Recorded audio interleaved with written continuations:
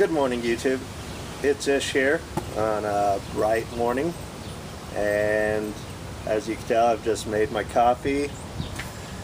I'm going to talk to you about composting today. So there I was, minding my own business, when I was driving home, and I couldn't believe what I saw in my neighborhood. Here in my neighborhood, somebody has about an acre, maybe a little bit less worth of property, and they're keeping fertilizer machines right out here in the open grass. And they don't do anything with the waste. They got them because they thought it would be fun for the grandkids to have something to take care of. And now the grandkids don't take care of them, and they just have a lot of donkey poo hanging out. So I went over there, asked them for what they did with it. They said nothing. So now you and I are going to go through how to organically compost using donkey poo.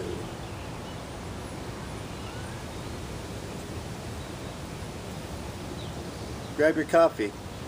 Let's go check this out.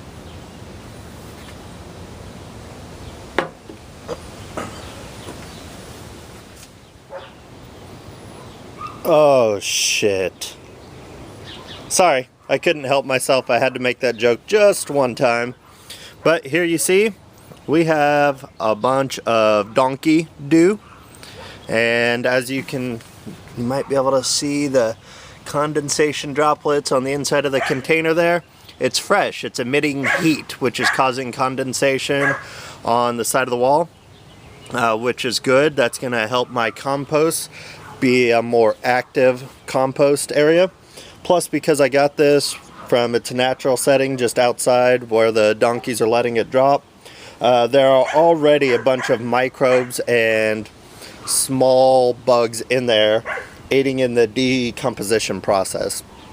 So we're going to add that to these tubs. We're going to do layers of green, then donkey dew, then leaves, then more green, donkey, leaves, so on and so forth, until I get these filled up. And we'll show you what that looks like here in a moment. Okay, the donkey refuse bin is now empty. I need to wash that out.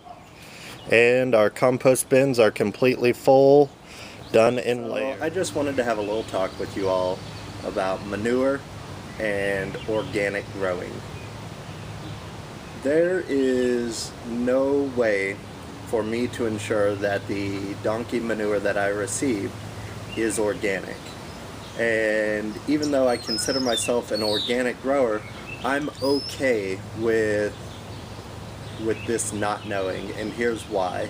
A lot of the animal manures, the reason why we can't certify them as organic is because they come from CAFOs, which is an acronym for Centralized Animal Feeding Operation. These are the giant areas out along I-40 and down in Texas and stuff like that, that thousands of cows or animals will be shipped to, and they're fed things that are not necessarily good for them, such as corn, which gives the animal ulcers. And then those ulcers, in order to combat them, the farmhands there will inject them with hormones and antibiotics in order to prevent the ulcers from becoming infected. This is the reason why a lot of manures cannot be certified as organic. I'm okay with using the manure that I got because it was from a nice old lady who lives here in the city. She only has 2 donkeys living in her backyard, and she's not a centralized animal feeding operation. She's just another person like you and I. And so it's highly improbable that these animals have been fed things and then injected with very expensive hormones and antibiotics in order to fatten them up. It just doesn't make any sense why they would do that. And so I'm okay, even though this manure is not certified organic, in order to use it in my compost and then subsequently my garden. This is a personal decision that I'm making, and you all have to make your own personal decisions about whether or not to use manure in your garden.